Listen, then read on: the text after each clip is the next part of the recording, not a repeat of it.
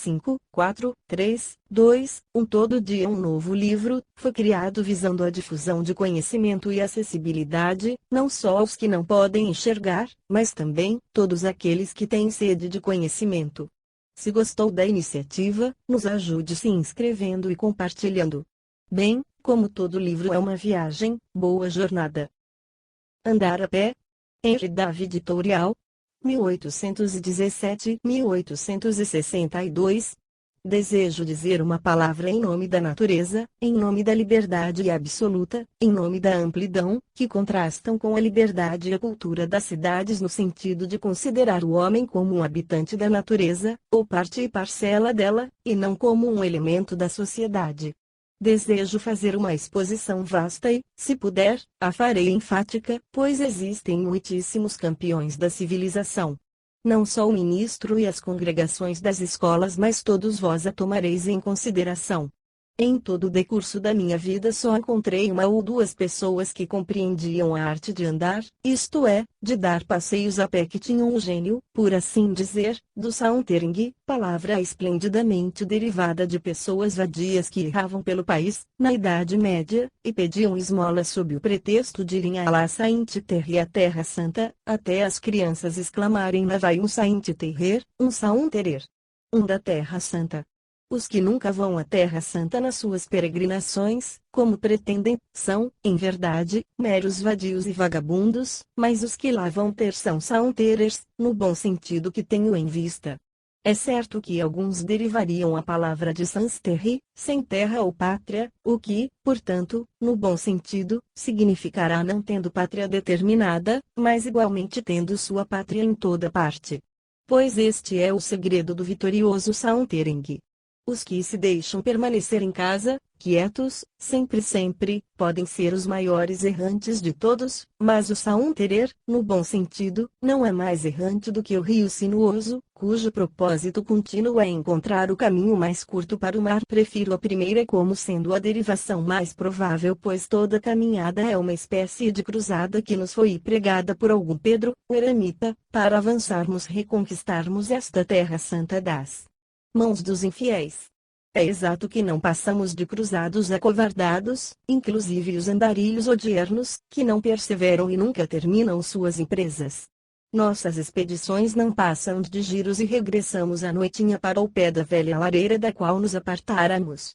Metade da jornada é para trilhar os caminhos já percorridos. Devíamos, andando menos, percorrer maior distância, e talvez, no espírito imortal da aventura, nunca mais regressarmos, preparados para devolver os nossos corações embalsamados, como relíquias aos nossos desolados domínios. Se estáis pronto para deixar pai e mãe, irmão e irmã, esposa e filho, e amigos, e a nunca mais vê-los, se haveis saldado vossas dívidas, feito vosso testamento, deixado em ordem os negócios, e se sois um homem livre, então estáis pronto para uma caminhada, para reportar-me a minha experiência própria, meu companheiro e eu, pois que às vezes tenho companheiro, nos divertimos em nos imaginar dignitários de uma nova, ou melhor, de uma velha ordem que não é a dos equestres ou cavaleiros, nem a dos ritters, mas a dos andarilhos, uma classe ainda mais antiga e honorável, espero. O espírito cavaleriano e heróico que outrora pertenceu ao cavaleiro parece residir agora no andarilho, ou dele partilhar não o cavaleiro, mas o andarilho errante. É uma espécie de quarto estado, lá fora a igreja, o estado e o povo.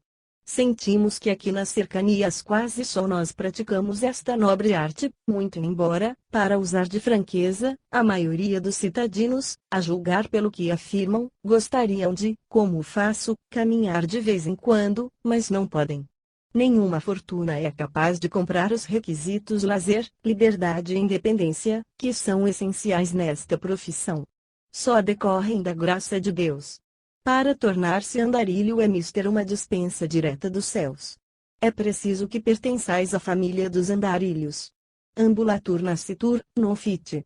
Vários dos meus citadinos, é certo, podem lembrar-se de algumas caminhadas que me descrevem e que fizeram há 10 anos e nas quais tiveram a felicidade de se perderem na floresta, durante apenas meia hora. Mas sei muito bem que se bitolaram sempre na estrada real, apesar do que possam afetar de desejo de pertencer a esta classe de escol. Não há dúvida de que se entusiasmaram por um momento pelas reminiscências atávicas, quando até eles eram habitantes das florestas e contraventores. Quando ele entrou na floresta verde numa manhã jovial, aí ouviu o gorjeio suave dos felizes pássaros cantando. De há muito, disse Robin, aqui estive pela última vez, detenho-me um pouco para atirar na corça fugitiva. Acho que não posso conservar a saúde e o espírito sem passar no mínimo 4 horas por dia, e o comum é passar mais do que isso sauntering pelas matas, colinas e campos, absolutamente isento de todas as obrigações mundanas. Quando às vezes me recordo de que os mecânicos e os caixeiros permanecem em seus postos não apenas toda a manhã, mas toda a tarde também, muitos dos quais de pernas cruzadas como se as pernas tivessem sido feitas para sobre elas nos sentarmos e não para sobre elas, ficarmos de pé e caminharmos, julgos merecedores de louvor por não terem todos, de há muito, praticado o suicídio. Eu que não posso ficar em casa um único dia que não tenha algum enterro, e quando, às vezes, dava uma escapula para um passeio à última hora, ou seja, às 4 da tarde, hora demasiado tardia para redimir o dia, quando as sombras da noite já começavam a mesclar-se com a luz do dia, sentia-me como se houvesse cometido um pecado a cuja expiação devia sujeitar-me. Confesso que me estarrece a capacidade de resistência. Para nada falar da insensibilidade moral dos meus vizinhos, que se confinam em lojas e escritórios o dia inteiro, isso durante semanas, meses e anos, sim, quase seguidos. Não conheço a qualidade do estofo de que são feitos pregados lá às 3 da tarde, como se fossem 3 horas da madrugada. Bonaparte pode falar da coragem das 3 horas da madrugada, que nada diante da coragem que pode sentar-se folgadamente a toda essa hora da tarde, em frente a alguém que se viu, toda a manhã, matar de fome uma guarnição a que nos prendem em fortes laços afetivos. Espanta-me o fato de que por essa hora, seja entre as 4 e 5 da tarde, demasiado tardia para os jornais matutinos e muito cedo para os vespertinos, não haja uma explosão generalizada, que se faça ouvir de ponta a ponta da rua e que arremesse aos 4 cantos toda uma série de concepções antigas de vida e de manias, de modo que, refrescando-se, o mal possa curar-se. Como podem as mulheres, que permanecem em casa muito mais que os homens, tolerar tal situação, eu ignoro. Mas possuo fundamentos para conjecturar que a maioria não a tolera de modo algum. Quando numa tarde de começo do verão nos detivemos para bater o pó da barra dos nossos casacos, diante daquelas casas de frontispícios genuinamente dóricos ou góticos e que sugerem um ar de abandono, o meu companheiro sussurrou que a essas horas os moradores já estariam todos deitados. É então que eu aprecio a beleza e a glória da arquitetura, que nunca se recolhe, mas que está sempre do lado de fora, erguida, montando guarda aos que dormem. É certo que o temperamento e, sobretudo, a idade muito influem no assunto.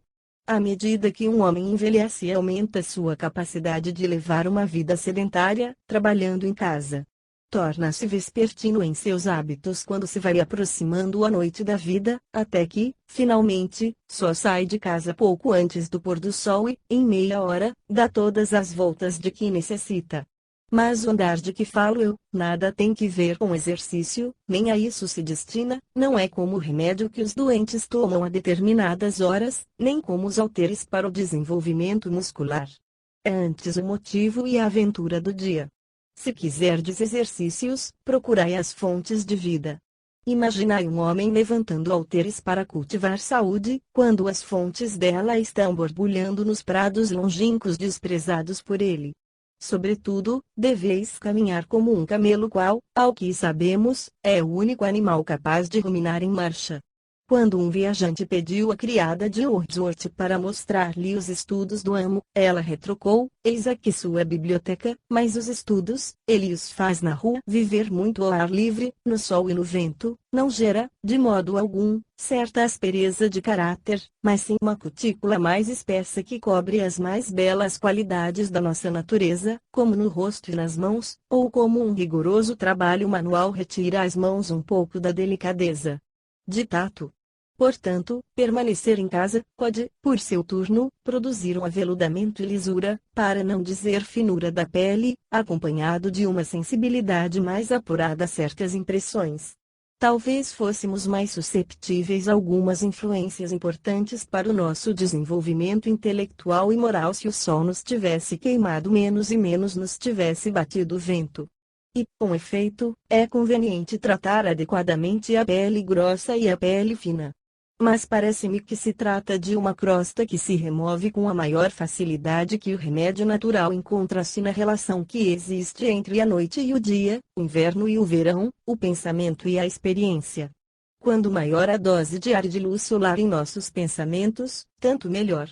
As mãos calosas do operário mais condizem com os tecidos finos do respeito próprio e do heroísmo, cujo toque emociona o coração, do que os dedos lânguidos da ociosidade.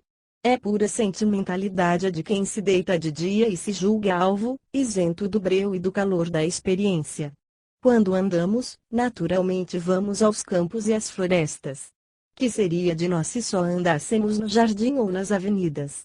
Até algumas seitas de filósofos sentiram necessidade de fazer vir-se as florestas, já que a elas não podiam ir. Plantavam arvoredos e aleias de plátanos onde auriam subdiales ambulationes em pórticos abertos ao ar. Sem dúvida, de nada vale dirigir para as florestas os nossos passos, se eles não nos levam até lá. Fico alarmado quando me acontece caminhar uma milha nas matas, apenas corporeamente, sem lá estar em espírito. No meu passeio vespertino, gosto de olvidar inteiramente as ocupações da manhã e minhas obrigações sociais. Mas às vezes acontece que não posso me livrar facilmente da cidade. A cabeça se me povoa de pensamentos referentes a algum negócio e o espírito está, assim, ausente de onde se encontra o corpo. Tenho longe sentido. Gosto de, nos meus passeios, ter comigo sentido.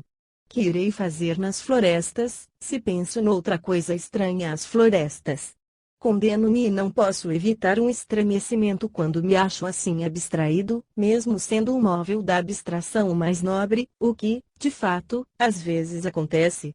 A minha vizinhança proporciona passeios magníficos e, posto que eu a tenha por tantos anos percorrido quase diuturnamente e às vezes percorrido vários dias consecutivos, não posso afirmar tê-la palmilhado toda. Uma perspectiva inteiramente nova é uma grande ventura, e tal sensação ainda experimento em qualquer tarde. Bastam 2 ou 3 horas de caminhada para que me encontre numa região tão estranha como as que sempre gosto de visitar. Uma simples casa de campo que ainda não se me deparara é às vezes tão notável como os domínios do rei de Daomei. Há realmente uma espécie de harmonia visível entre os limites de um panorama escrito num círculo de raio de 10 milhas, sejam os limites de uma caminhada à tarde, e os 70 anos da vida humana. Nunca vos será completamente conhecido. Atualmente quase todos os pretensos progressos do homem, tais como a construção de casas, e a derribada de florestas e de todas as árvores de grande porte, deformam simplesmente outro panorama e falo cada vez mais inexpressivo e vulgar. Um povo que iniciasse a destruição dos marcos e deixasse intactas as florestas. Eu vi os marcos meio queimados, seus tocos perdidos no meio do prado e certo miserável mundano cuidando dos seus limites como administrador, enquanto que o céu havia baixado até ele, que não percebia a movimentação graciosa dos anjos em torno, mas procurava um velho buraco no meio do paraíso. Encarei novamente e vi-o de pé em meio de um pó infernal cercado de demônios, e havia encontrado seus limites exatos, 3 pequenas pedras onde haviam fixado uma estaca. Olhando melhor, vi que o príncipe das trevas era o administrador.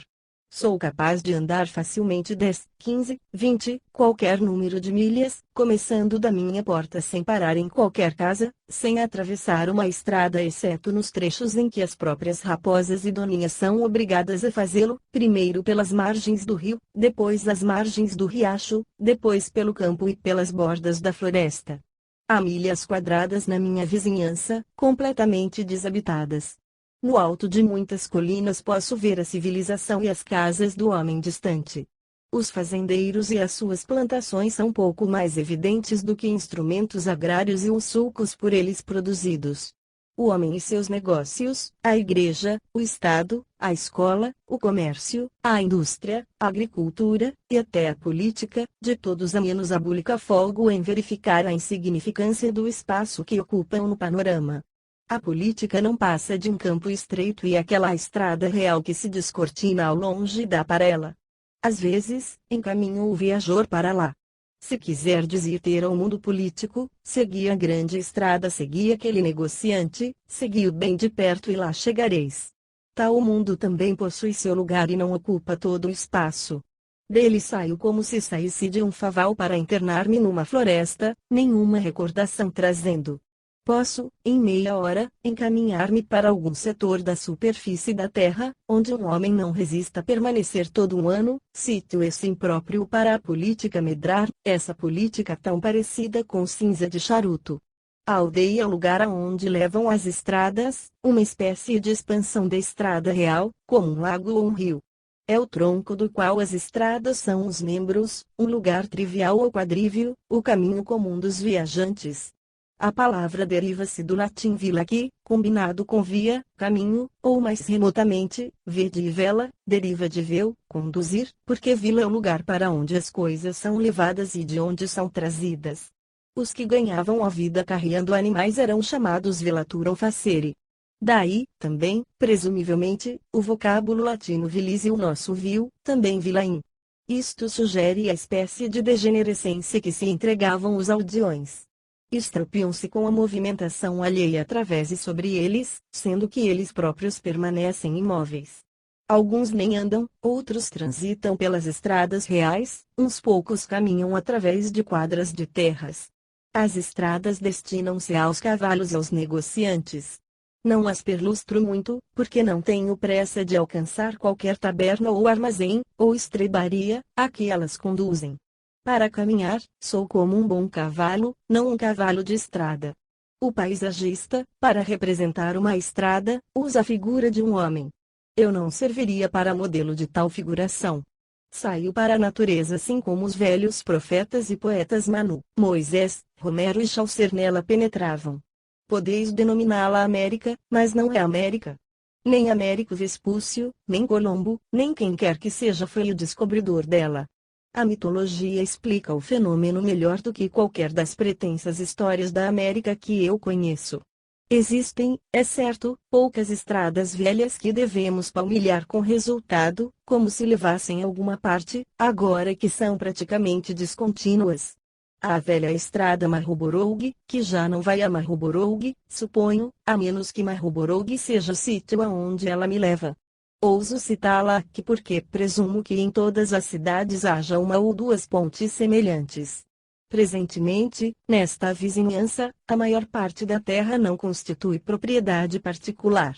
O panorama não tem dono e o caminhante desfruta de ampla liberdade. Mas, possivelmente, dia virá em que a terra será retalhada nas chamadas granjas, nas quais meia dúzia de privilegiados terão, com exclusividade, o seu recreio quando se multiplicarão as cercas e armadilhas e outros engenhos inventados para confinarem os homens nas estradas públicas, sendo que o caminhar sobre a superfície da terra de Deus implicará em trespassar os limites de algum cavalheiro. Gozar uma coisa com exclusividade significa excluir a vós mesmos do verdadeiro gozo dela. Melhoremos, pois, as nossas oportunidades, antes que surjam os maus dias. Que será que às vezes tanto nos dificulta determinar o destino a dar aos nossos passos?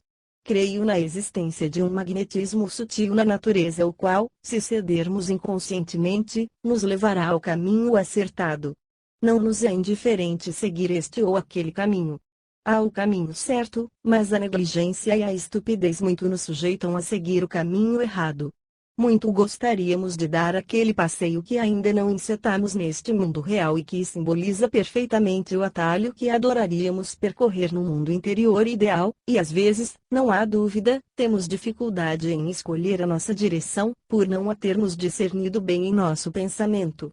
Quando saio de casa para um passeio, ainda indeciso quanto à direção que meus passos deverão tomar, e submeto a decisão ao meu instinto, descubro que, estranho como pareça, final e inexoravelmente, dirijo-me para sudoeste, no sentido de alguma floresta determinada, ou prado, ou campo deserto, ou colina. A agulha da minha bússola é lenta para acertar, varia alguns graus e nem sempre aponta rigorosamente para o sudoeste, é certo, mas sempre se encontra entre o oeste e o sul-sudoeste. Assim se me afigura o futuro e a Terra parece menos explorada e mais rica daquele lado. O contorno que limitaria os meus passeios não seria um círculo mas uma parábola, ou antes como uma daquelas órbitas cometárias, que têm sido imaginadas como curvas espirais, abrindo-se, no caso, para oeste, e na qual a minha casa ocupe o lugar do Sol. Às vezes, volteio, irresoluto, durante um quarto de hora, até que me decido, pela milésima vez, pela caminhada para o sudoeste ou oeste. Para leste, só vou forçado, mas para oeste vou de boa vontade. Lá, nada tenho que fazer. Custa-me crer que eu possa encontrar lindos panoramas, amplidão absoluta e liberdade, por detrás do horizonte oriental. Não me entusiasma a perspectiva de um passeio até lá, mas creio que a floresta do horizonte ocidental desdobra-se ininterruptamente para as bandas do sol poente, de permeio. Não existem cidades grandes ou pequenas capazes de turbarem a minha tranquilidade. Deixai-me viver onde me aprouver. Deste lado temos a cidade, do outro, o deserto, e cada vez me desprendo mais da cidade para mais pertencer ao deserto. Não me ateria tanto a este assunto não fora a minha crença de que algo parecido ocorre aos meus patrícios, constituindo mesmo sua tendência predominante. Devo caminhar para o Oregon e não para a Europa. Nesse mesmo sentido movimenta-se a nação e posso afirmar que a humanidade avança de leste para oeste. Testemunhamos nestes poucos anos o fenômeno de uma migração no sudeste, na colonização da Austrália, mas este se nos apresenta como um movimento retrógrado, a julgar pelo caráter moral e físico da primeira geração de australianos, ainda não demonstrou se foi realmente uma experiência vitoriosa. Os tártaros orientais acham que nada existe a oeste, além do Tibete. Lá acaba o mundo, afirmam eles, nada existe além, senão um mar sem fim. É no leste absoluto que eles vivem. Dirigimo-nos para leste para realizar a história e estudar as obras de arte e a literatura, buscando as origens da raça. Para oeste, encaminhamo-nos como que para o futuro, com um espírito de empreendimento e de aventura. O Atlântico é um rio do inferno, o qual, quando singramos, nos proporciona a oportunidade de esquecer o velho mundo e suas instituições. Se não lograrmos êxito desta vez, talvez haja outra oportunidade para a raça posterior, antes que ele atinja as margens do Styx, que é o rio infernal do Pacífico, e tem 3 vezes a largura daquele.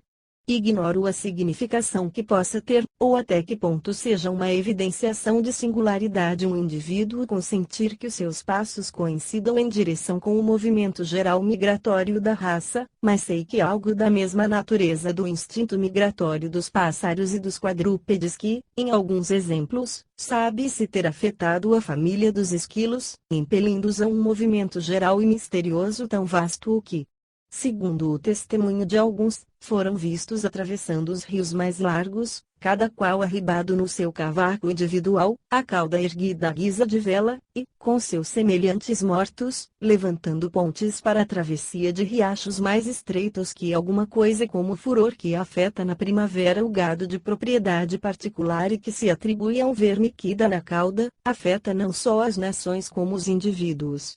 Quer perenemente, quer de tempos em tempos. Nenhum bando de gansos selvagens vê-se cacarejando em nossa cidade e essa circunstância, de um certo modo, desvaloriza a propriedade local e, se eu fosse corretor, levaria em conta a deficiência. Todos os crepúsculos que contemplo inspiram-me o desejo de ir para um oeste, tão distante e tão belo, como aquele dentro do qual mergulha sol, que parece migrar diariamente para oeste e nos tenta a segui-lo. Ele é o pioneiro do grande ocidente, a quem as nações seguem. Sonhamos toda noite com aqueles contornos de colinas no horizonte, posto que sejam formados apenas de vapor e tenham sido antes incandescidos com os raios solares. A ilha da Atlântida e as ilhas e jardins das Hespérides, uma espécie de paraíso terrestre, parecem ter sido o grande oeste dos antigos, envolvido em mistério e poesia. Quem não terá visto em imaginação, quando em contemplação do céu crepuscular, os jardins das Hespérides e a origem de todas aquelas fábulas? Colombo sentiu a tendência do imperativo para o oeste com maior intensidade do que qualquer pessoa anteriormente. Cedeu a tal força invisível e descobriu um novo mundo para Castela e Leão. A multidão de homens naqueles dias sentia a fragrância suave dos prados distantes. E o sol poente alongou a sombra das colinas, depois mergulhou na baía ocidental. Ele ergueu-se e abotoou o manto azul e seguiu para as frescas matas e tenros prados. Em que parte do globo pode encontrar-se uma área de igual extensão da ocupada pelo volume dos nossos estados, tão férteis e tão ricos, de produções as mais variadas e onde tão bem se adaptam os europeus? Michaux, que só conhecia uma parte deles, afirma que as espécies de árvores gigantescas são muito mais numerosas na América do Norte do que na Europa. Nos Estados Unidos existem mais de 140 espécies que excedem 30 pés de altura, na França existem apenas 30 que atingem essa altura. Os botânicos mais modernos corroboram suas observações. Humboldt veio à América para realizar seus sonhos de adolescente de estudar a vegetação tropical e contemplou-a, em sua perfeição suprema, nas florestas primitivas do Amazonas, a selva mais gigantesca da Terra, e que com tanta eloquência descreveu. O geógrafo Guyot, que é europeu, vai além da minha própria disposição de segui-lo, salvo quando afirma, assim como a planta é feita para o animal, assim como o mundo vegetal é feito para o mundo animal, a América é feita para o homem do velho mundo. O homem do velho mundo põe-se a caminho. Partindo dos planaltos da Ásia, desce de estágio em estágio para a Europa. Cada um de seus passos marca-se por uma nova civilização mais importante que a anterior, por uma força mais pujante de desenvolvimento.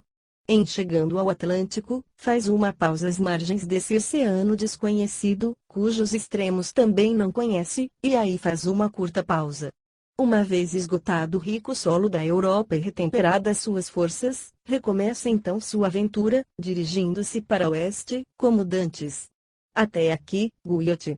Desse impulso ocidental, entrando em contato com o obstáculo do Atlântico, nasceram o comércio e os empreendimentos dos tempos modernos. O jovem Michaux, no seu Travels West of the Alleghanies em 1802, informa que a pergunta comum no recém-colonizado Oeste era: de que parte do mundo vindes? Como se essas regiões vastas e férteis fossem naturalmente o lugar de reunião e país comum de todos os habitantes do globo. Para empregar uma palavra latina obsoleta, eu poderia dizer, ex oriente lux, ex occidente frux. Do leste, luz, do oeste, frutos. Sir Francis Head, viajante inglês e governador-geral do Canadá, afirma-nos que a natureza em ambos os hemisférios setentrional e meridional do Novo Mundo não só esboçou suas criações em maior escala, como pintou todo o quadro com cores mais brilhantes e custosas do que as que empregava no delineamento e o embelezamento do Velho Mundo. Os céus da América parecem infinitamente mais altos e mais azuis, o ar mais fresco, o frio mais intenso, a lua parece maior, as estrelas são mais cintilantes, o trovão mais forte, o relâmpago mais vívido, o vento mais veloz, a chuva mais pesada, mais elevadas as colinas, os rios mais longos, as florestas mais vastas, mais amplas as planícies. Este relatório servirá ao menos para destruir o de Buffon, sobre este lado do mundo e suas produções. Já de há muito Linneu afirmara, nesse o que facies leta, glabra plantis americanis, não sei o que existe de alegre e liso no aspecto das plantas americanas, e eu acho que neste país não existem, ou existem poucas, africani bestii, feras africanas, como as chamam os romanos, e que também nesse particular seja maravilhosamente próprio para a habitação do homem. Contam-nos que num raio de 3 milhas do centro da Índia Oriental, cidade de Singapura, alguns dos habitantes são anualmente carregados por tigres, mas o viandante pode deitar-se à noite nas matas de quase todas as regiões da América do Norte sem receio de feras. Tais testemunhos são encorajadores. Se a lua aqui parece maior do que na Europa, provavelmente também o sol parece maior. Se os céus da América parecem infinitamente mais altos e as estrelas mais cintilantes, confio em que esses fatos simbolizam as elevações a que a filosofia, a poesia e a religião dos seus habitantes poderão alçar-se um dia. Pelo menos, talvez os céus imateriais parecerão tão altaneiros quanto o espírito americano e as constelações cintilantes na mesma intensidade.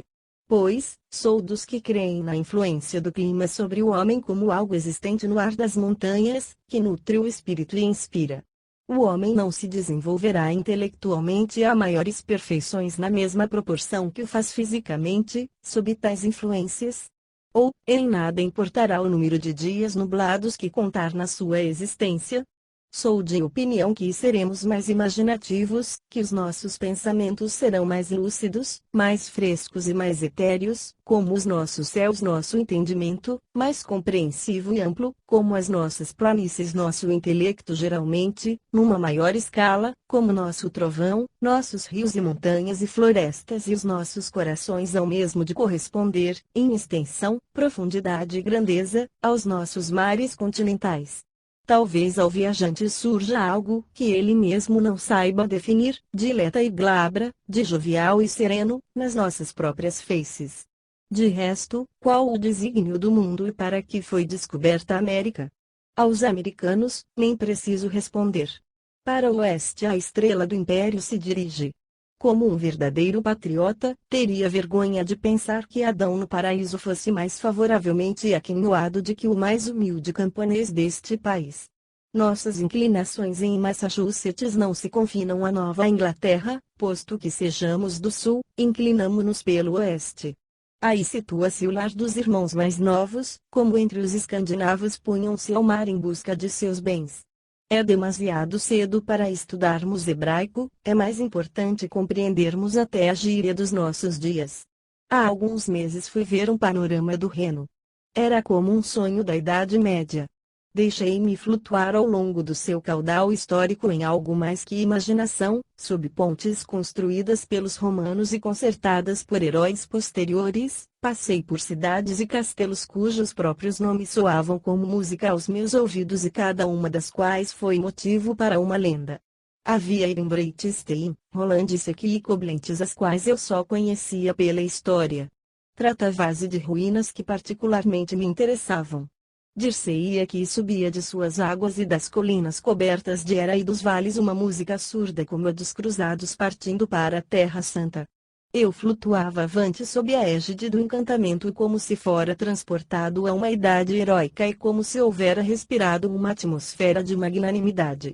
Logo a seguir fui ver um panorama do Mississippi, e ao passo que me encaminhava rio acima à luz do dia e via os barcos fazendo provisões de lenha, contei as cidades nascentes, encarei as ruínas frescas de Nauvoo, contemplei os índios que atravessavam o córrego, dirigindo-se para o oeste, como anteriormente eu houvera observado o Moselle, agora observei o Ohio e o Missouri e atentei para as lendas de Dubuque e das escarpas de Winona ainda.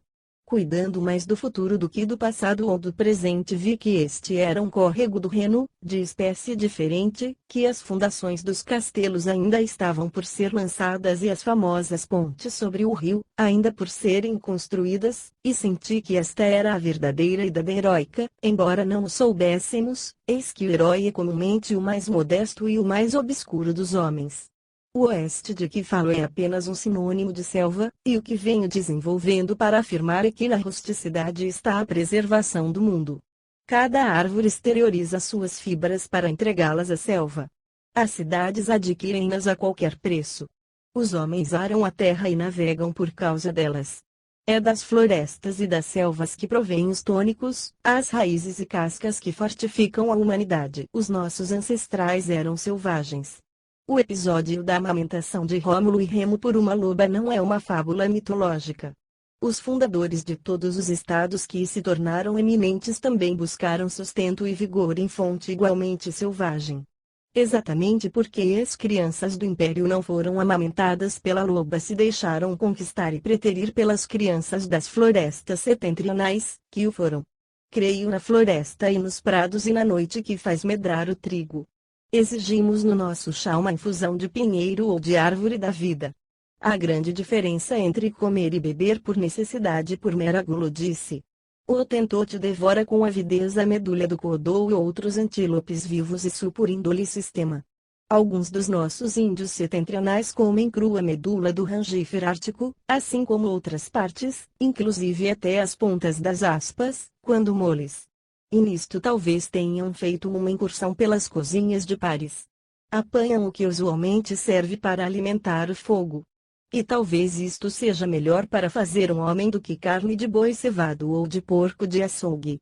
Mostrai-me uma rusticidade a cujo resplendor nenhuma civilização possa resistir, como se vivêssemos na medula dos antílopes devorados vivos. Existem certas zonas que emolduram a harmonia dos tordos e para os quais eu migraria, desertos onde jamais pisou o homem e aos quais, creio, já me aclimatei. O caçador africano Kunming conta-nos que a pele do alce, assim como a da maioria de outros antílopes recém-mortos, emite o mais delicioso perfume de árvores e de relva. Gostaria que todos os homens fossem tanto como um antílope selvagem e tanto uma parte e parcela da natureza que a sua própria pessoa anunciasse aos nossos sentidos a sua presença e nos lembrasse dos setores da natureza que mais frequentaram. Não sinto nenhum desejo de ser satírico, quando afirmo que o casaco do armadilheiro exala o odor de almíscar. Para mim, constitui um aroma muito mais agradável do que o que comumente exala da roupa do comerciante ou do cientista. Quando vou ter a um guarda-casaca destes homens e pego em suas roupas, nada me sugere as planícies enrilvadas e os prados em flor que eles percorreram, mas antes lembram as prosaicas trocas comerciais e as bibliotecas. Uma pele tisnada é algo mais que respeitável, e talvez seja mais adequada para um homem a cor oliva do que a cor branca um alienígena. O cara é pálida. Não me admira que o africano tivesse compaixão dele. Afirma Darwin, o naturalista, um homem branco, banhando-se ao lado de um taitiano, era como uma planta alvejada pela arte do jardineiro, comparada com outra planta viçosa, de um verde escuro, que medrasse pujantemente na amplidão dos campos. Ben Jonson exclama, quão próximo do bom está o que é belo, e eu parodiaria, quão próximo do bom está o que é agreste. A vida compreende-se na rusticidade.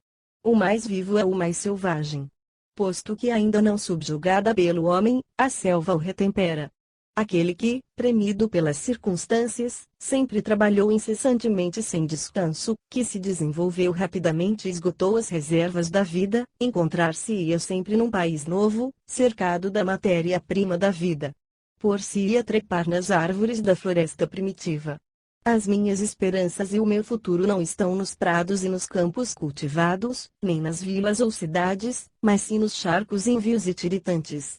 Quando, em tempos idos, eu analisava a minha predileção por alguma fazenda em cuja compra me mostrava interessado, frequentemente descobria que me achava atraído exclusivamente por algumas braças quadradas de atoleiro impermeável e insondável, com uma cloaca natural num canto.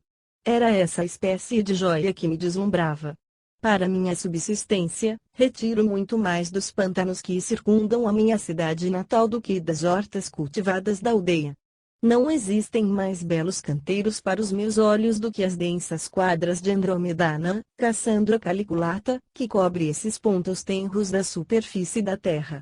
A botânica só cumpre fornecer-me os nomes dos arbustos que aí vicejam: o mirtilo, a andrômeda, a azaleia e a ródora, todos encontradiços no charco tiritante.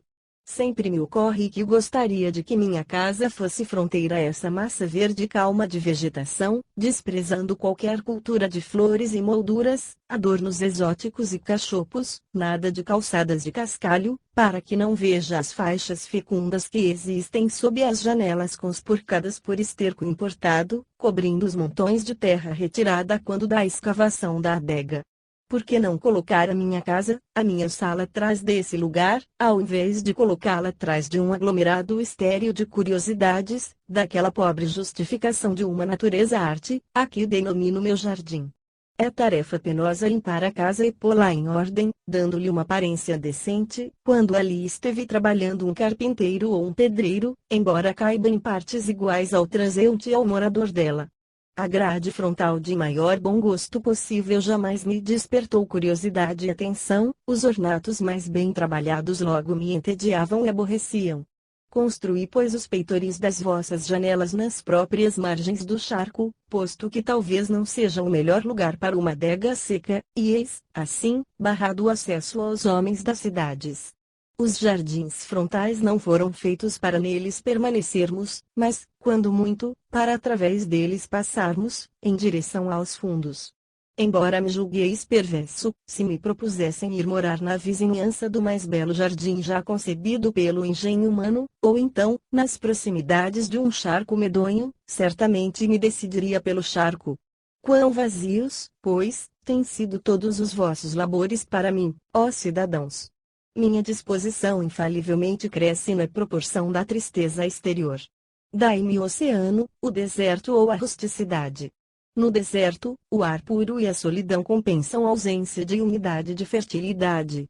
O viajante Burton afirma, a propósito, vosso moral melhora, tornai-vos francos e cordiais, hospitaleiros e sinceros.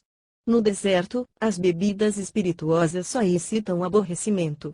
Só existe gozo profundo numa existência puramente animal.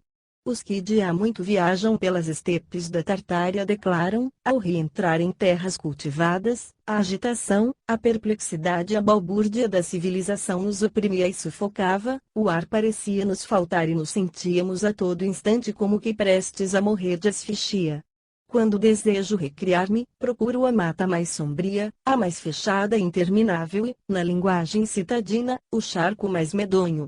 Entro num charco como num lugar sagrado, um sanctum sanctorum. Lá encontra-se a força, a essência da natureza. A mata agreste cobre a areia virgem e o mesmo solo serve para os homens e para as árvores.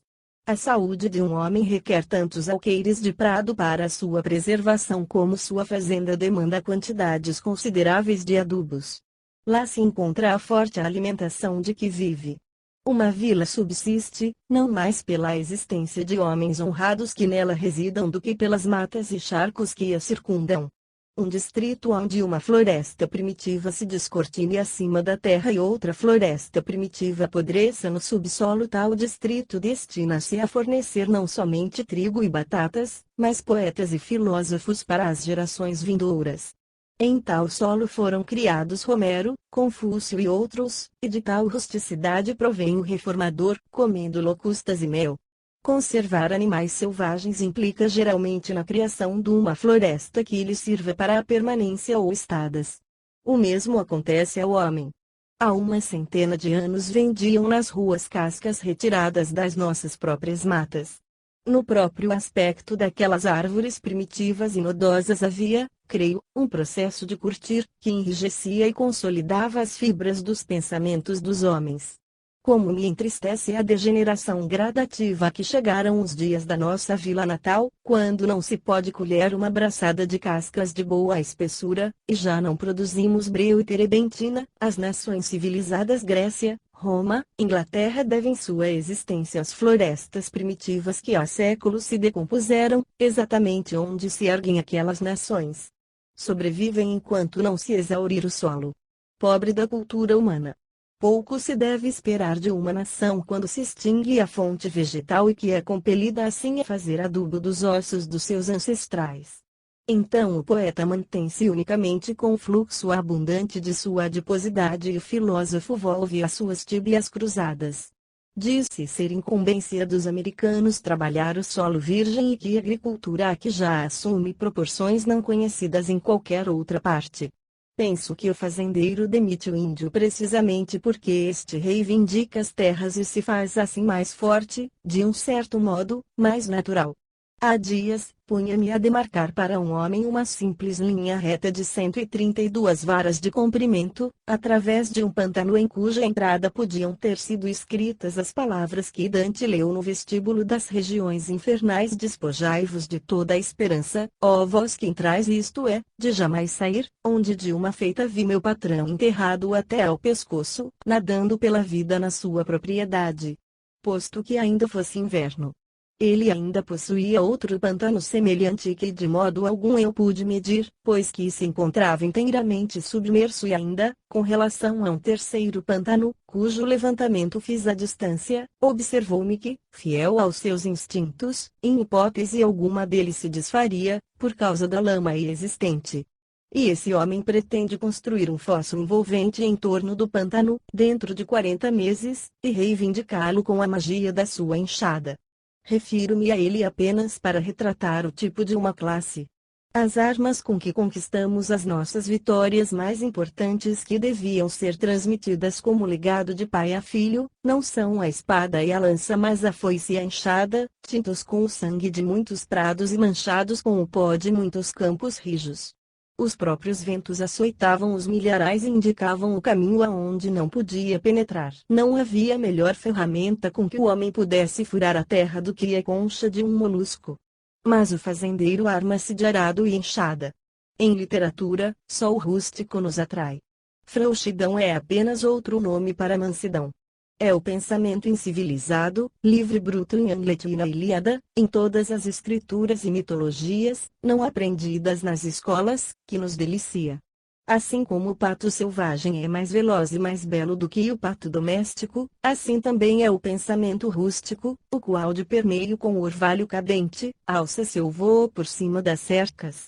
Um livro verdadeiramente bom é algo tão natural e tão inesperado e inexplicavelmente belo e perfeito como uma flor silvestre descoberta nas pradarias do oeste ou nas selvas de leste. O gênio é uma luz que torna visíveis as trevas, como o resplendor do relâmpago que, talvez, despedace o próprio templo da sapiência e não uma vela acesa na flama da raça, que empalidece ante a luz comum do dia. A literatura inglesa, desde os dias dos menestréis aos poetas laquistas Chaucer, Spenser e Milton e mesmo Shakespeare inclusive não respira a atmosfera completamente pura e, neste sentido, tom rústico. É uma literatura civilizada e essencialmente mansa, refletindo Grécia e Roma. Sua rusticidade é uma mata verde, seu homem selvagem, um Robin Hood. A abundância de amor genial da natureza, mas não tanto da verdadeira natureza. Suas crônicas dão-nos conta de quando os seus animais selvagens, e não o homem selvagem, tornaram-se extintos.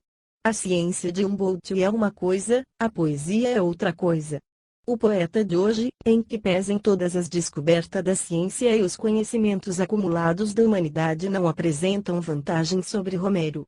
Onde se encontra a literatura que dá expressão à natureza?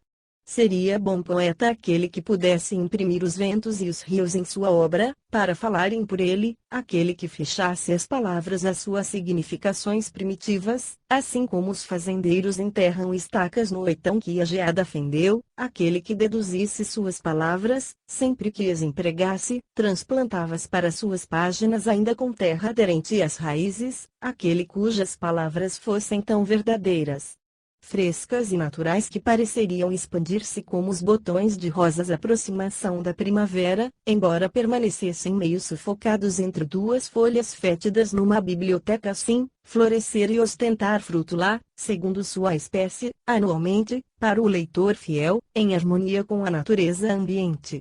Não tenho conhecimento de qualquer poesia que possa citar e que expresse convenientemente esta ternura pelo rústico. Que se aproxime desse estilo, o que há de melhor é medíocre. Não sei onde encontrar em qualquer literatura, antiga ou moderna, qualquer notícia que me encha daquela natureza com a qual estou ambientado. Percebereis que exige alguma coisa que nenhuma idade, de Augusto ou de Elizabeth, que nenhuma cultura, em suma, pode dar. A mitologia aproxima-se desse ideal mais do que qualquer coisa. Em que natureza muito mais fértil não tem suas raízes a mitologia grega do que a literatura inglesa? A mitologia é o fruto que o velho mundo produziu antes de se exaurir o seu solo, antes que a fantasia e a imaginação fossem afetadas pela praga, e que ainda produz, onde seu vigor primitivo não se abate.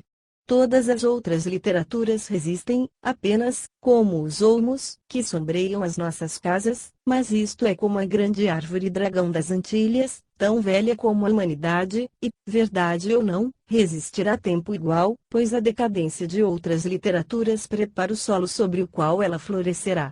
O Oeste prepara-se para juntar suas fábulas às de Leste.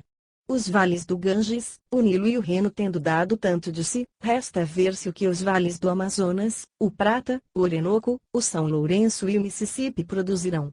Talvez quando, no decurso dos séculos, a liberdade americana se houver tornado uma ficção do passado como de um certo modo é uma ficção do presente, os poetas do mundo serão inspirados pela mitologia americana.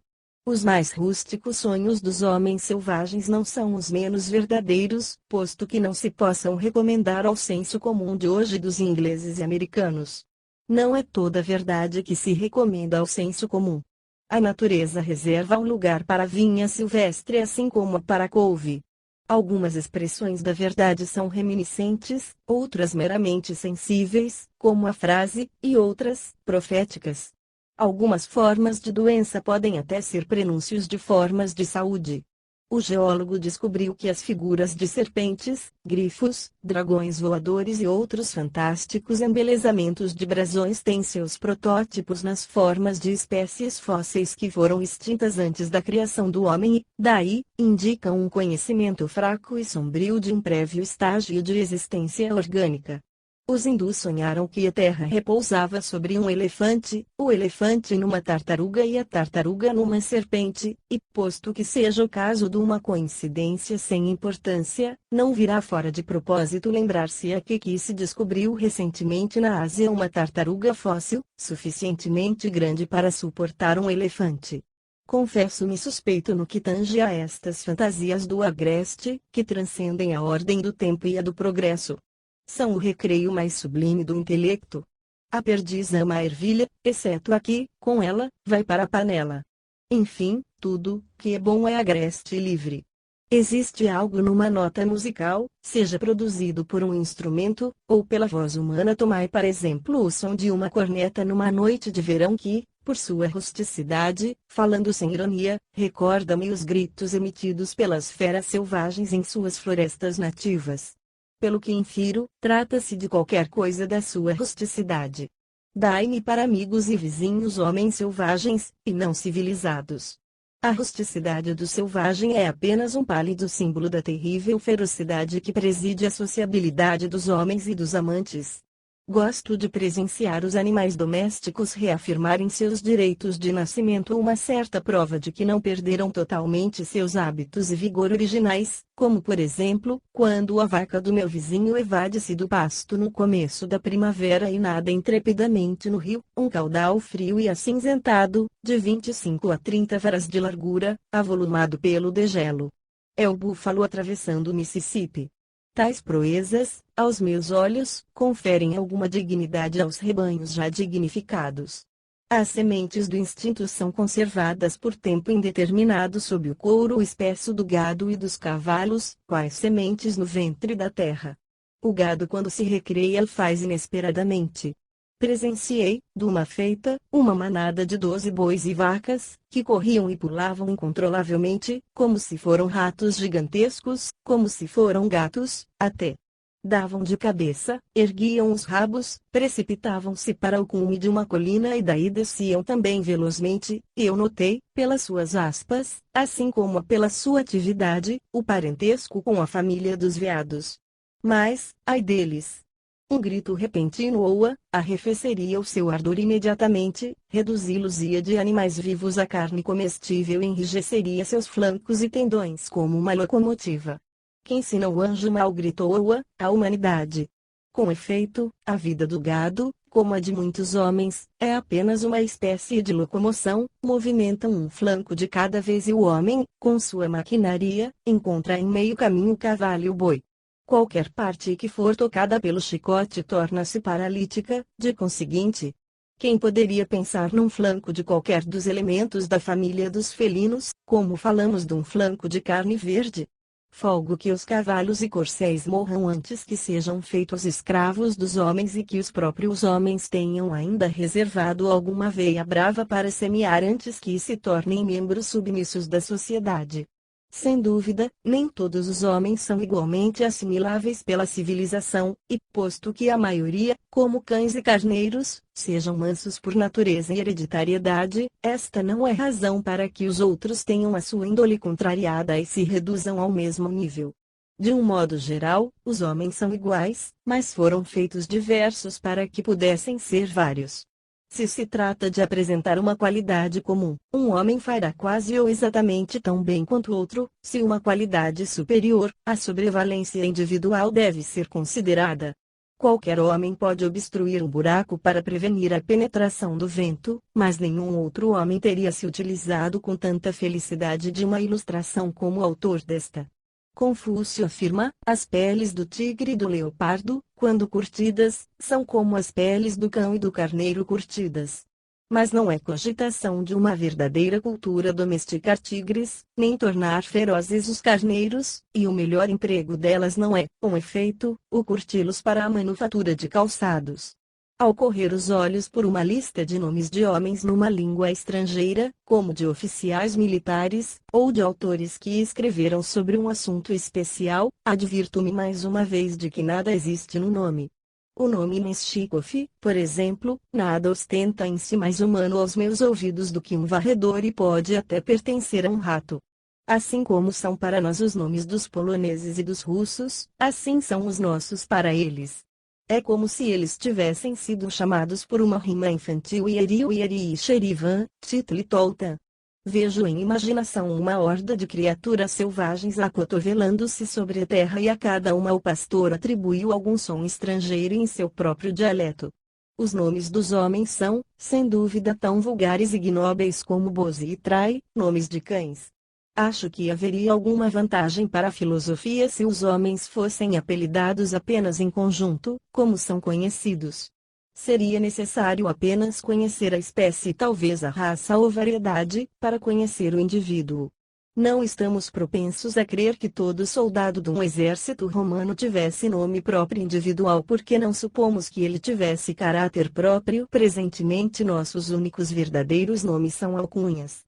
Conheci um menino que, devido à energia característica, foi chamado Intrépido pelos companheiros e este suplantou seu nome de batismo. Alguns viajantes contam que o índio a princípio não recebia nome, mas o adquiria e seu nome era sua reputação.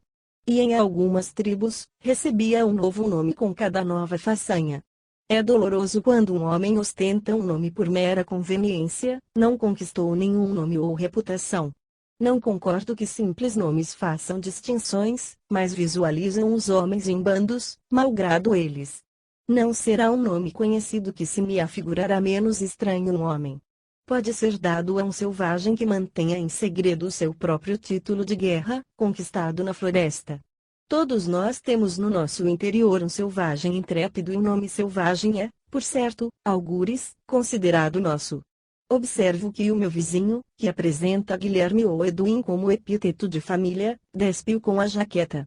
O nome não lhe adere quando adormecido ou indignado, ou quando exaltado por uma paixão ou por uma inspiração. Parece-me ouvir pronunciado por algum parente seu, uma vez ou outra, seu nome selvagem original, em algum jargão ou mesmo em algum idioma melodioso.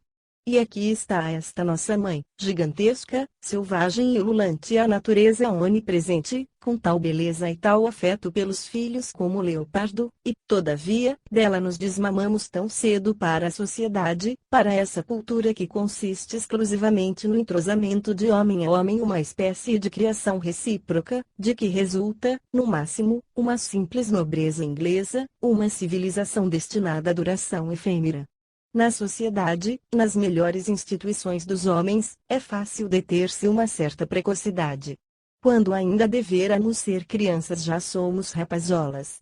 Dai-me uma cultura que apresente muito o esterco dos prados e que se origine das profundezas do solo e não uma que tenha vicejado à custa de fertilizantes artificiais e de ferramentas modernas e de processos novos, tão somente. Tenho ouvido falar de muitos pobres estudantes, enfermos dos olhos, os quais se desenvolveriam mais rapidamente, não só intelectual mas fisicamente, se, em vez de se deitarem tão tarde, se recolhessem honestamente mais cedo. Pode existir um excesso mesmo de luz nascente. O francês Niepce descobriu o actinismo, essa força existente nos raios do sol que produz um efeito químico. As rochas de granito, as estruturas de pedra e as estátuas de metal são todas igualmente passíveis das nocivas irradiações do astro e, graças às reservas da natureza não menos maravilhosa, não se esfacelam ao mais delicado toque do mais débil dos agentes do universo. Mas ele observou que os corpos que sofreram essa mudança à luz do dia tinham o poder de restaurar-se às suas condições primitivas durante as horas noturnas, quando tal influência já sobre eles não atuava. E com isso se inferiu que as horas de trevas são tão necessárias aos corpos inorgânicos como sabemos serem a noite e o sono necessários ao reino orgânico. Por isso, também a lua não brilha todas as noites, pois que dá lugar à escuridão. Sou de opinião que todos os homens não se devam cultivar mais do que os alqueires de terra, seja uma parte semeada, mas a maior parte seja reservada em pradarias e florestas, não só para servir a um uso imediato, mas ainda como previsão para um futuro distante, tendo-se em vista as devastações florestais constantes. Além das letras inventadas por Cadmus, ainda existem outras que as crianças devem aprender. Os espanhóis possuem um bom termo para expressar esse conhecimento rústico e obscuro, gramática parda, uma espécie de dito provinciano tirado do mesmo leopardo a que me referi antes. Ouvimos falar numa sociedade pró-difusão de conhecimentos úteis. Sabe-se que conhecimento é força ou coisa semelhante. Sou de opinião que seja de igual mister uma sociedade pró-difusão de ignorância útil, a que chamaremos belo conhecimento, um conhecimento útil, num sentido mais elevado, pois que é a maioria dos nossos gabados pretensos conhecimentos, senão a presunção de que sabemos algo e que nos priva das vantagens da nossa real ignorância. Aquilo a que chamamos conhecimento é nas mais das vezes a nossa positiva ignorância. Positiva ignorância é o nosso conhecimento negativo.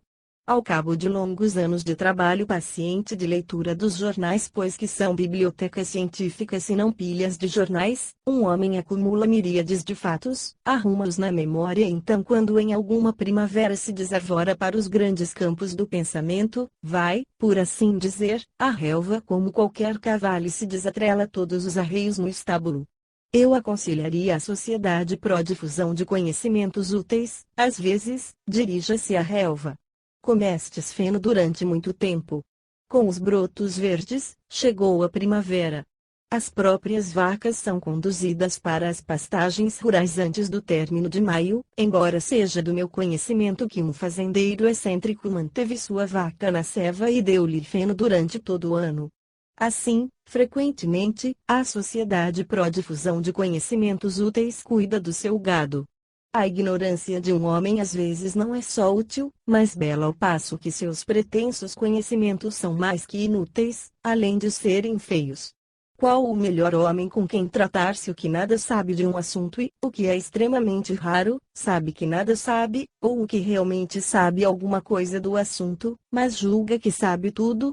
Meu anseio de saber é intermitente, mas o meu anseio de banhar a cabeça em atmosferas que os pés desconhecem é perene e constante. O ponto mais alto a que podemos atingir não é o saber, mas a simpatia com inteligência. Ignoro se esse conhecimento superior importa em alguma coisa mais definida que uma novel e grande surpresa sobre uma revelação repentina da insuficiência de tudo, que antes chamávamos conhecimento, ou uma descoberta que existem mais coisas no céu e na terra do que as com que sonha a nossa filosofia. É a devastação da neblina pelo sol. O homem não pode saber em grau mais alto, nem pode encarar serenamente e impunemente a face do sol. Não percebereis isso, quando percebendo uma coisa particular, ensinam os oráculos caldeus. Há algo de servil no hábito de invocar uma lei que devemos obedecer. Podemos estudar as leis por conveniência própria, mas uma vida vitoriosa não conhece leis. É de certo uma descoberta infeliz a de uma lei que nos obriga, sabendo-se que antes ignorávamos que éramos obrigados. Vivei livre, filho da neblina, e com respeito ao saber somos todos filhos da neblina.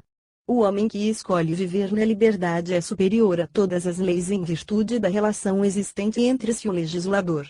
É dever ativo, afirma o Vishnu Purana, o que não é pelo nosso enclausuramento, é saber o que for pela nossa liberação. Qualquer outro dever é bom apenas para entediar, todos os outros conhecimentos são apenas a habilidade de um artista. Notável a escassez de acontecimentos ou crises existentes nas nossas histórias, pouco exercitados de espírito temos sido nós, quão poucas são as experiências que temos amassado. Gostaria de assegurar-me que me desenvolvo a olhos vistos e pujantemente, embora o meu próprio desenvolvimento perturbe essa frouxa equanimidade, embora seja com luta através de noites longas, sombrias e sufocantes, ou zonas de sombras. Bom seria se todas as nossas vidas fossem até uma tragédia divina, em vez dessa comédia ou farsa trivial. Dante, Bunyan e outros parecem ter se exercitado em espírito mais do que nós, infligiram-lhes uma espécie de cultura que os nossos colégios e escolas distritais não infundem. Até Maomé, embora muitos escarneçam do seu nome, teve muito mais por que viver, sim, e por que morrer, do que eles. Quando, em raros intervalos, algum pensamento ocorre a alguém que por acaso caminha por uma estrada de ferro, a composição de vagões pode, de fato, passar desapercebidamente. Mas logo, devido a alguma lei inexorável, nossa vida passa e os vagões retornam. Brisa suave que passas invisível, e que controlas as intempéries, viajor dos vales eólicos, por que tão cedo abandonaste os meus ouvidos? Enquanto quase todos os homens sentem uma atração irresistível que os arrasta para a sociedade, poucos são atraídos fortemente para a natureza.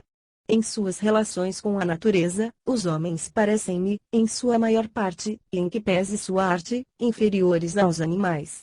Nem sempre se estabelece uma bela relação, como no caso dos animais. Como, entre nós, se aprecia pouco a beleza do panorama. É preciso que nos digam que os gregos chamavam o mundo beleza ou ordem, mas não percebemos claramente por que assim faziam e consideramos o fato, quando muito, apenas como curiosidade filológica. De minha parte, sinto que, com relação à natureza, vivo uma espécie de vida não convencional, nos confins de um mundo no qual faço apenas excursões ocasionais e momentâneas, e o meu patriotismo e aliança ao Estado em cujos territórios me refugio são os de um guerrilheiro. No sentido de uma vida a que chamo natural, eu seguiria de bom grado até um fogo fato através de pantanos e lodaçais inimagináveis, mas nenhuma luz ou vagalume me há mostrado a estrada que até lá conduz. A natureza é uma personalidade tão vasta e universal que jamais vimos algo de igual feição. O agrimensor dos campos conhecidos que se expandem em volta da minha cidade natal encontra-se às vezes em terras outras que não as descritas nos títulos dos seus proprietários, por assim dizer, em algum campo longínquo, nos confins do verdadeiro Concorde, onde cessa sua jurisdição, e a ideia que a palavra Concorde sugere deixa de ser sugestiva. Estas fazendas que eu próprio medi, estes limites que ergui, afiguram-se ainda turvos como em meio à neblina, mas não possuem química que os fiche, evanescem da superfície do vidro, e o quadro que o artista pintou realça palidamente. O mundo que comumente conhecemos provém do desconhecido e não comemora aniversário. Certa tarde fiz uma caminhada até a fazenda Spalding. Vi o crepúsculo incendiando o lado oposto de uma majestosa floresta de pinheiros. Os raios de ouro permeavam-se nas alas da mata como em alguma galeria nobre.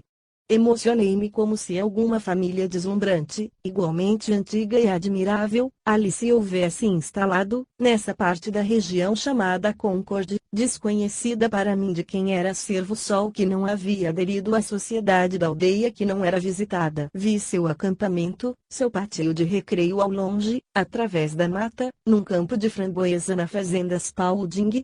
Os pinheiros davam-lhes cumieiras, quando de certo porte. Sua casa não era muito visível. As árvores tapavam-lhe a vista. Não sei se ouvi ou não o ruído de uma hilaridade contida.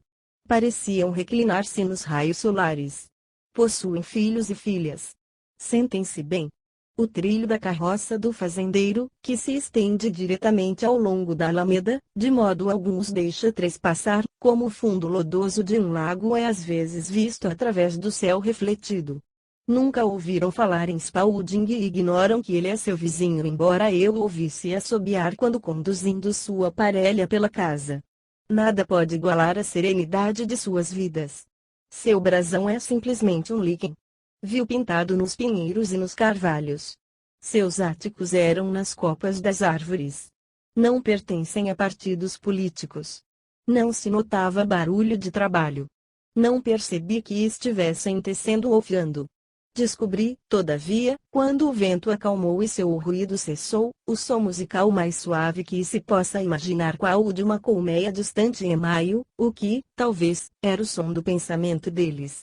Não tinham pensamentos indolentes e ninguém do lado de fora podia ver o seu trabalho, pois sua indústria não era feita de nós e discrescências circunscritas. Mas acho difícil recordá-los.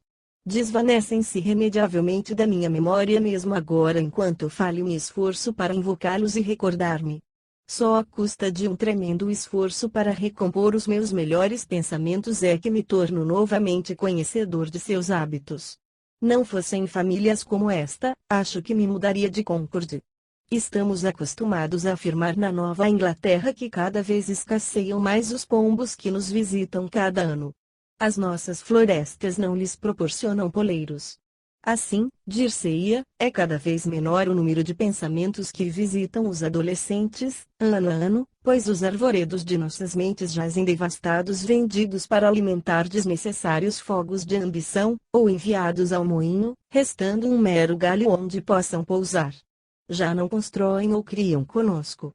Em alguma estação mais favorável, talvez uma fraca sombra atravesse a topografia da mente, montada nas asas de algum pensamento em migração hibernal ou outonal, mas, erguendo o olhar, verificamos nossa impotência para interpretar a substância mesma do pensamento.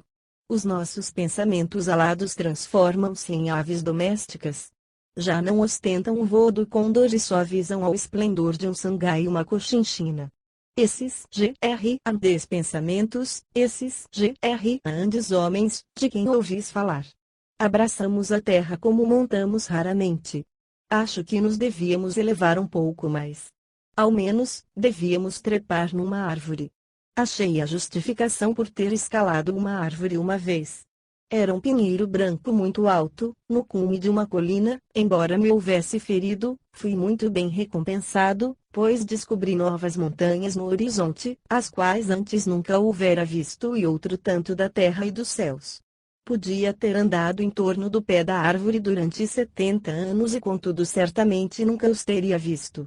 Mas, acima de tudo, descobri em torno de mim estávamos quase no fim de junho, somente nas extremidades dos galhos mais altos algumas flores minúsculas e delicadas, vermelhas e cuneiformes, apontando para o céu a flor fecunda do pinheiro branco. Levei o espiral mais alto diretamente para a aldeia e mostrei-o a alguns juízes estranhos que caminhavam pelas ruas, pois estávamos em semana de julgamento, e também a fazendeiros e negociantes de madeira, a lenhadores e caçadores, e nenhum deles havia visto antes coisa igual, e se maravilharam como se diante de uma estrela caída. Falai de arquitetos antigos, dando acabamento às suas obras de mais difícil acesso, no topo das colunas com tanta perfeição como nas partes mais baixas e mais visíveis.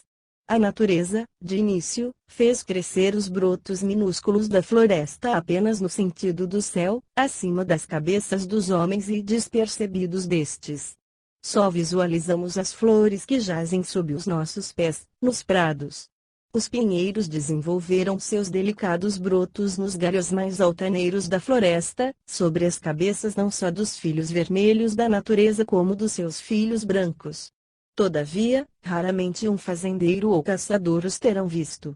Não podemos deixar de viver o presente, sobretudo. É abençoado dentre todos os mortais aquele que não perde um momento sequer da vida atual na contemplação do passado.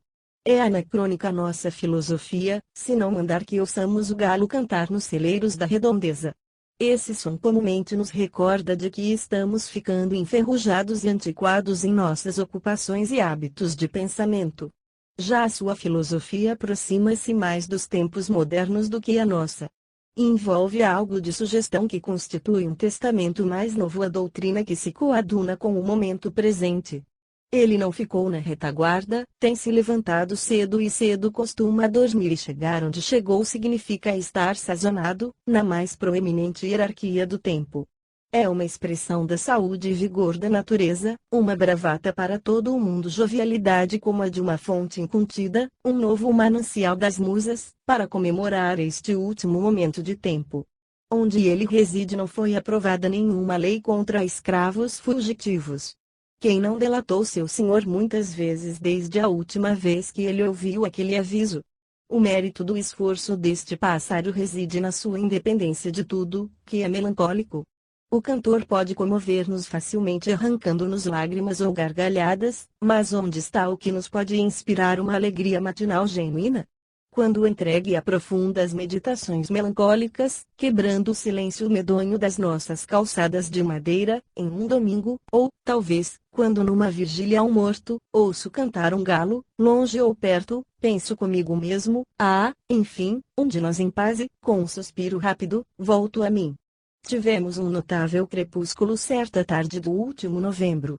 Eu vagava por um campo, fonte de um pequeno riacho, quando o sol finalmente atingiu um extrato isolado no horizonte, isto num dia frio e cinzento, e justamente momentos antes de pôr-se a mais branda e brilhante luz solar desencadeou-se sobre a relva seca, sobre os troncos das árvores do horizonte oposto e sobre as folhas dos arbustos de carvalhos da colina, enquanto as nossas sombras alongadas se projetaram no campo em direção de leste, como se fôramos os únicos obstáculos aos seus raios.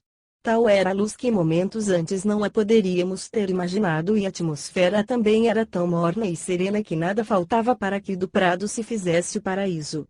Quando refletimos que aquele não era um fenômeno isolado que nunca mais se repetisse, mas que aconteceria sempre num infindo número de tardes, e que embalaria mais tarde a criança que lá aparecesse, o espetáculo tornou-se ainda mais glorioso.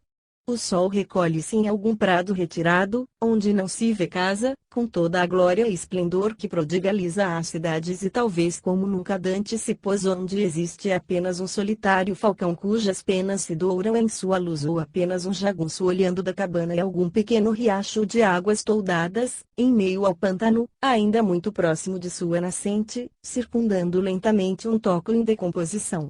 Caminhávamos numa luz tão pura e brilhante, dourando a relva e folhas ressequidas, tão suave e serenamente cintilante, que imaginei nunca antes ter me banhado em semelhante fonte de ouro, isenta de qualquer ondulação ou murmúrio. O lado ocidental de cada mata e as colinas resplandeciam como os confins do Elísio, e o sol em nossas costas parecia um pastor gentil conduzindo-nos para casa tardinha.